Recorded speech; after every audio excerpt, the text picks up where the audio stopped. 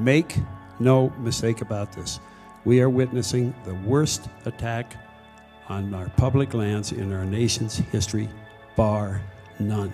The Trump administration is following no real policy rationale. Move from dirty fossil fuels to clean energy. And we will be here to continue to fight.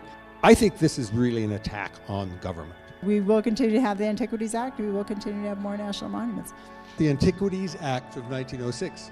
This act has probably done more to shape the nation's natural legacy than any other single law. It's been incredibly important. The act has been used more than 150 times by almost every president since 1906, Republican and Democrat, actually more by Republicans than Democrats, to protect hundreds of millions of acres of federal land. Congress knew what authority it was giving the president, and that was the authority to create national monuments and not undo them or modify or shrink them. Nearly half of the nation's national parks, the crown jewels of the system, were first protected by presidents under the Antiquities Act. Congress meant the Antiquities Act to be used to protect places, not to remove protection. They're protected only by politics and the political system and citizens demanding that these laws stay in place. Bears Ears is very important for the Ute people. It's also very important for the Hopi and the Zuni people, who both descend from the ancient Pueblo groups that lived in the area hundreds of years ago.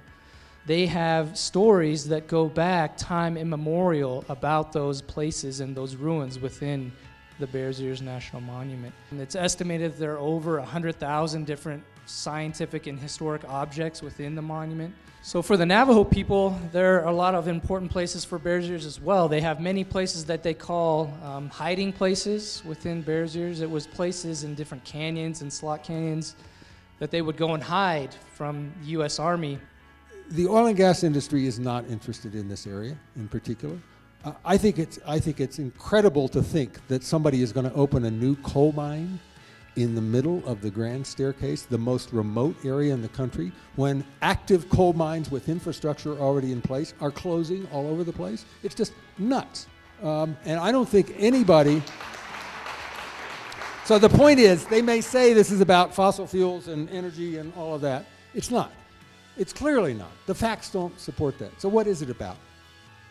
I think it's about Obama. It's about undoing an Obama legacy. And just because Trump has reduced them doesn't mean you still can't recognize them, talk to people about them, spread awareness about these issues, and talk to your representatives, again, Cory Gardner and others, and let them know you disagree with these actions. You want to see the Antiquities Act protected. Among the business community, you see a lot of support for the monuments, maintaining them exactly the way they are.